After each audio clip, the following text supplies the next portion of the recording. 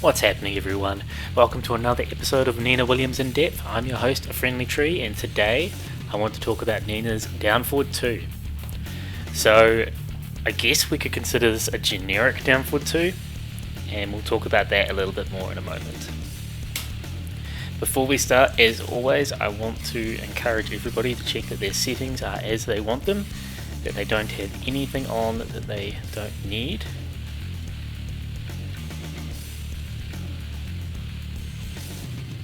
In this case, including the health gauge.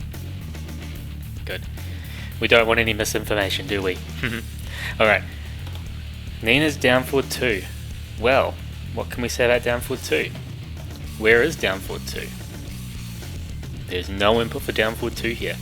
So, does it even exist? Maybe it doesn't. Maybe Nina doesn't have a down forward 2. Maybe I'm just talking about nothing.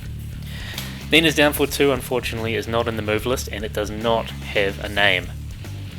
Someone in my comments has mentioned this, saying they're interested to know what I'm going to call it because it does not have a name. I'm going to call it a generic down forward 2 because that's essentially what it is. And to explain a generic down forward 2, we need to really understand what a generic down forward 2 is. Because although it's a generic tool, they all have quite a few differences. So Nina's input is down forward plus 2. It's a 15 frame input and it's a launching uppercut. You can see, unfortunately, it doesn't have much range. We'll go on to other properties first. So it does 12 damage, of course a little bit more on counter hit, 14 damage, somewhere in the 116% instead of 120%, but either way, that's 2 extra points of damage. It's got 2 startup frames, or 2 active frames, sorry, startup 15, so 15 or 16 frame it's active. It launches on normal hits, but it does not launch a crouching opponent. So you'll see there, however, if they neutral guard, I believe it'll float them. Yes. And that's an interesting property on crouching opponents because they're technically in an airborne state here. So that means you can do moves that you wouldn't normally be able to do, such as her stomp. And if they neutral guard, like I said, you can float them. Not that that's really going to be a common occurrence.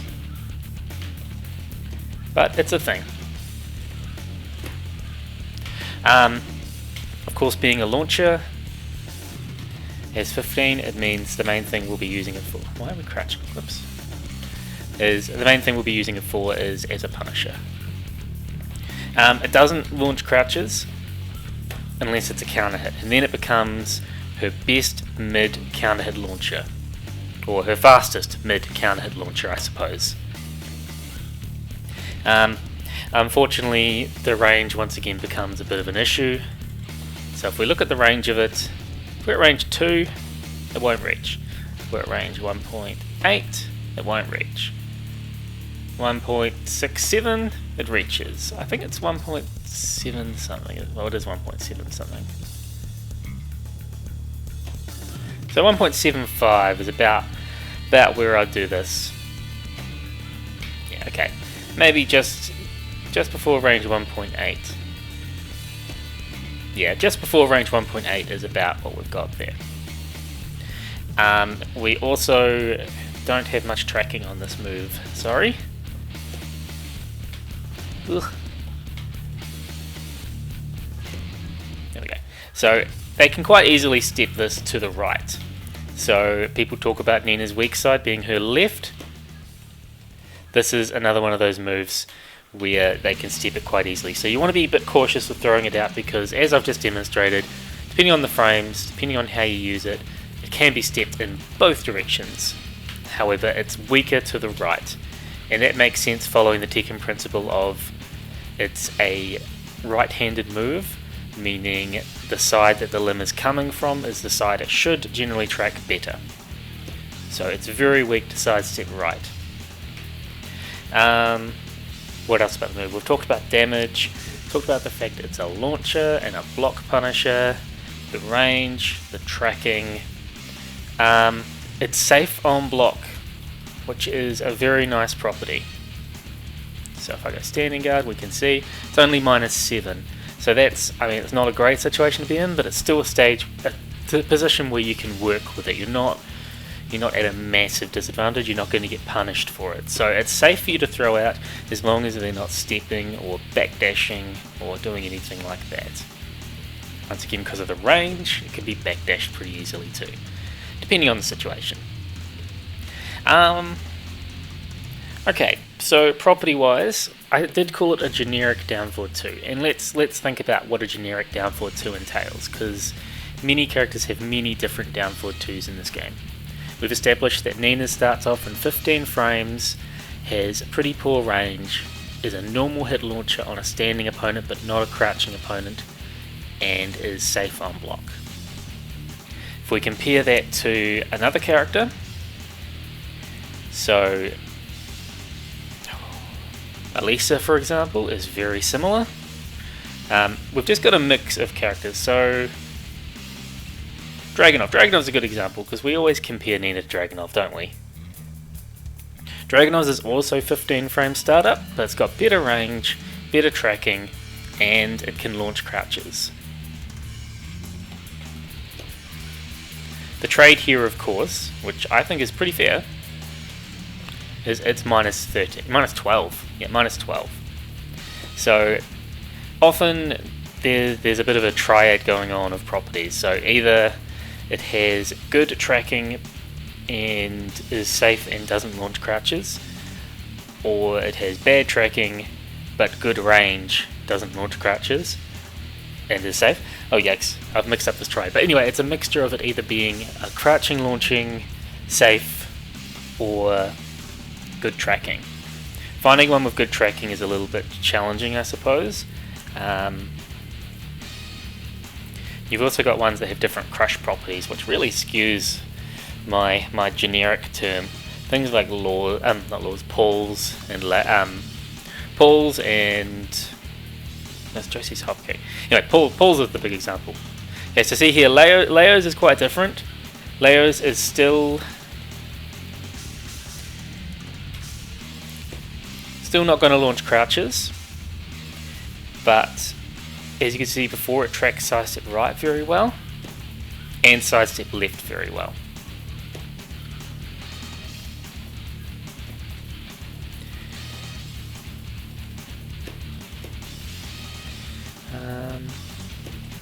Oh, come on, Nina. Step like I told you. See, you can see here. So, Leo's tracks very well. Has good range. Doesn't launch crouches. But of course, the trade here is minus 13. So, it's pretty much they balance it among these different tools to help figure out what properties it should have for a generic down forward 2. So we call it a generic down forward 2, but they all have pretty different properties, and it seems to be cycling through a number of specific properties to find a specific balance.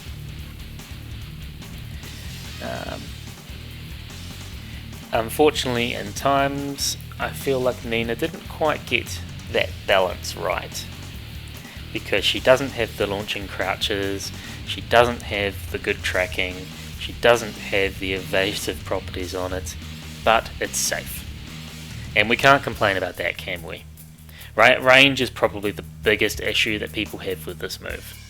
So, speaking of which, let's move on to application, where we can talk about the range a little bit more. Okay, so now we're talking about the application of Nina's generic down forward 2. As I said before, even though it's generic, the properties really do differ with this move from character to character. And Nina's is still good. Don't let people say otherwise. It's not the best, it's far from the best, and it has a lot of obvious weaknesses, but can we really complain about a fast, safe mid launcher on normal hit? It's still a good move, and it's still worth using. It's just about how we use this move. So, for example, the main way that we'd want to use it really is as a punishment tool. That's the most standout way. So if we find a move that's negative 15,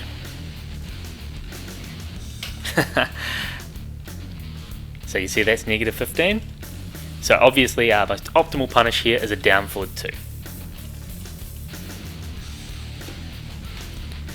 Likewise, let's say let's say someone's foolish and does something like that.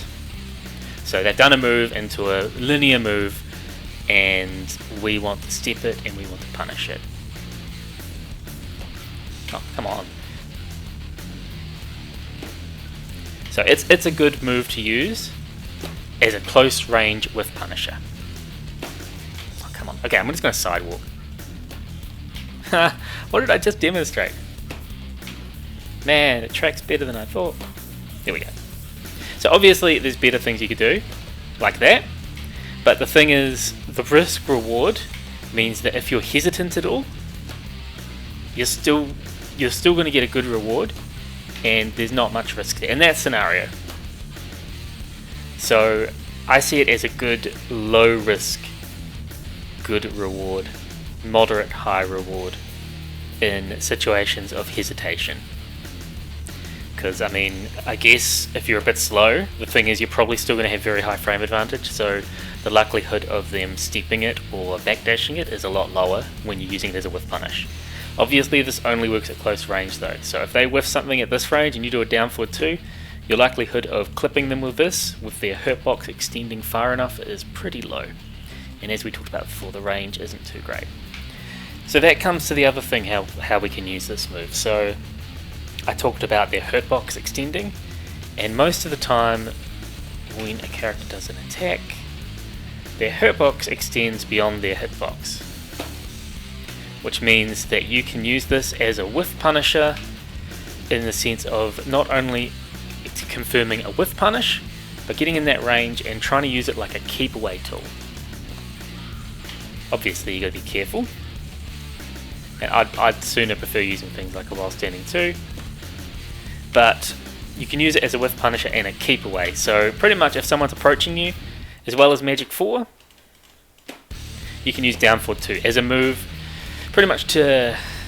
Okay, what's a better way to do this? Let's just go forward, back, forward, back, forward, back, forward, back, forward, back, forward, back. If they're moving and you figure out a pattern on them dashing forward, obviously you can do a magic 4, but the reward isn't great, is it? If you do a magic 4 and they're not pressing a button, it's a timing check, but it's really low reward. Opposed to going like a down forward 2, you've caught their movement and you get a high reward. So I'd use this as a keep away tool based on movement patterns, okay? So not based on attack patterns, based on movement patterns. If you see something they're doing, like I notoriously do like a double back dash into a forward dash, if you see them do something like that, you can use this, okay?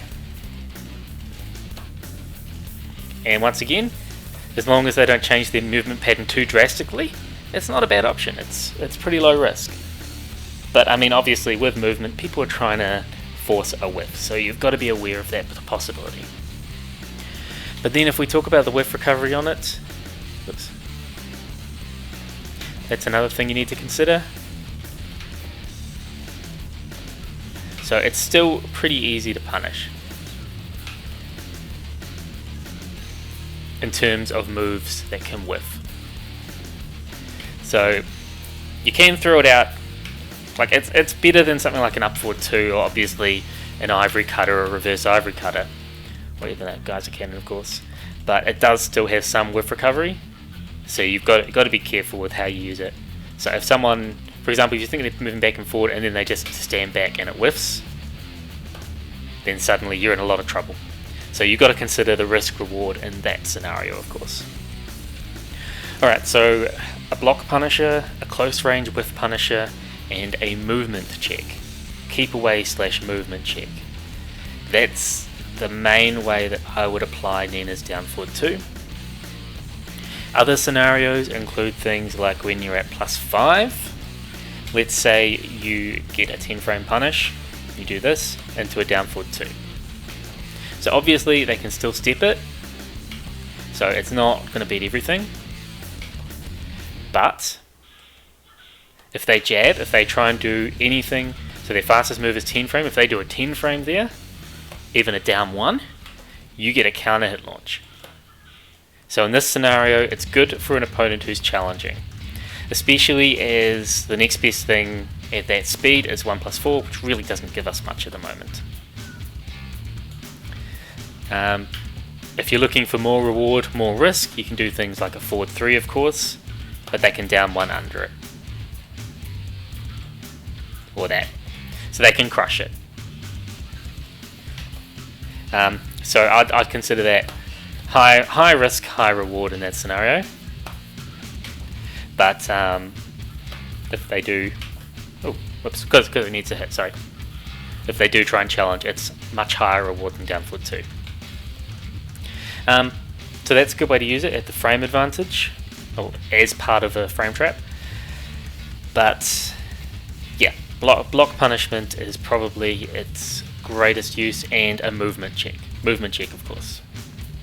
So what do we get off it? So we've talked about how to use it. So her down forward 2 is quite good because it gives them a lot of height. Obviously not as much as a reverse ivory cutter or a geyser cannon, and it doesn't have the flexibility of the up forward 2-1 because of the bound animation giving us so much time, but it's high enough that we can do things like an up forward 4, which is lovely. So we've got a couple of different combo routes. We've got nearly an infinite amount of combo routes we can do here because we've got so many options. So you can do the normal down forward 3-2 routes where you do stuff like that. But we can also do things like the up forward 4, side step right, down forward 1 routes. So you do up forward 4, side step right, up forward 4, tap side step right, down forward 1, and I'm not getting it. Here we go.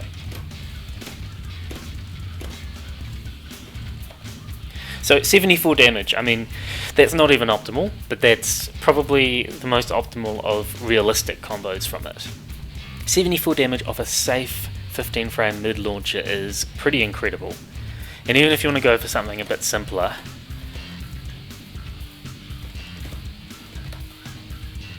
yikes, you do 1, 2, that's still good damage.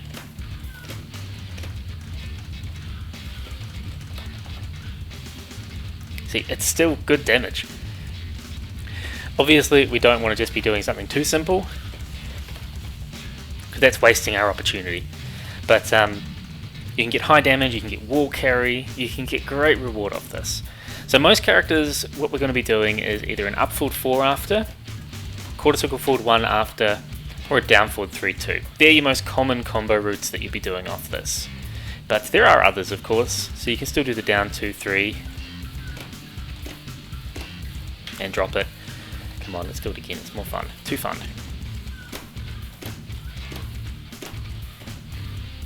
So you can still get a lot of damage if you're using your butterflies. But yeah, it's worth trying to optimize your damage on this just because of the range, I suppose. Now, we can't get a side step 1 on most characters here, but we can indeed get it on some of the bigger characters, or in some specific scenarios. So let's bully Katarina, because people often don't consider her a big, but she's got long legs. So if we go to Katarina, oh, come on. Yeah, we can get a side step 1 to work. And then we can suddenly do, we can't do a double side step 1, but we can still do most of the combo routes that would do of an up forward 2-1. So, yeah. Whoops. So it increases the potential. Once again, increases the potential without doing optimal things. So her optimal route is still double quarter circle forward 1 off axis, which is awkward as heck to do consistently. So I never bother with it. I'm not even dropping it in the way that I should be dropping it, but yeah, you can see there. So you can do one. Never mind. Anyway, I don't do that route because I think it's way too inconsistent. If you can do it, good on you, but not for me. But yeah, so we can do different combos on different characters from this. A number of different characters. I suggest you mess around with it and find. And like I said, it also depends on the situation. So for example, on Kazumi, I can't get it to work, but you guys may or may not have checked out that combo video I released recently where I had it working, because I did this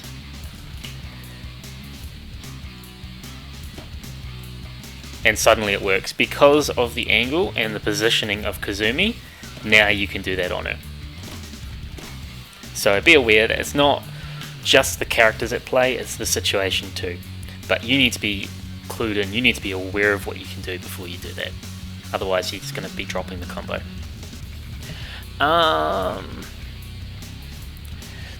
Application, I do need to talk about punishment a little bit more. So unfortunately, there are two scenarios here that I want to go through. And I want to talk about why this is a little bit weaker than other downfall 2s like it.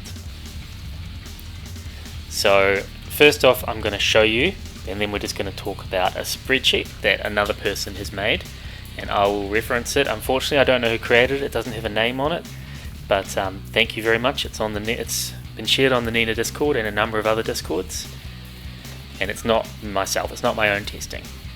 Okay, so Kazuya's downfall 4-4 is minus 15, but this hits on the second active frame, so there's no way to make this work that I'm aware of. Neutral guarding or anything, it's still the second active frame, meaning you can punish with Ivory Cutter, but most of the time you're better punishing with a 14 frame.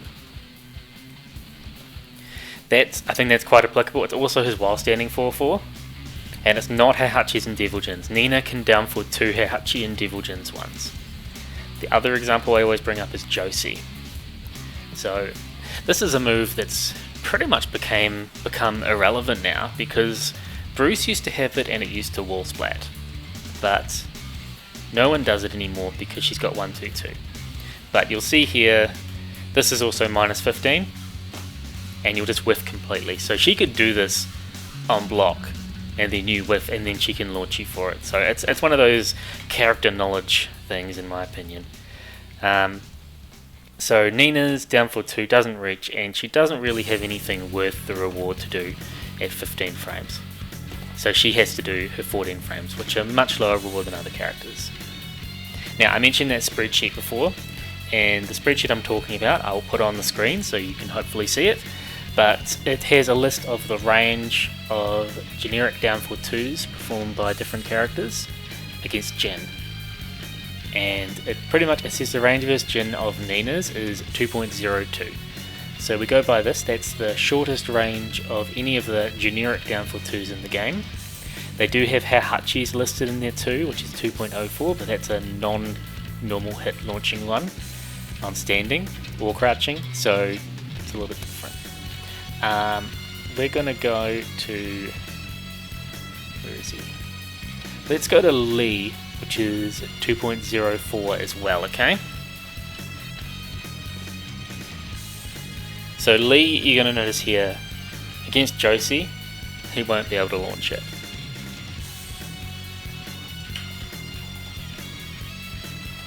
I don't think he comes close either. No. The thing here is, he has a hop kick. So he's got a high reward punish regardless, which Nina does not have. Now if we go to Kazuya,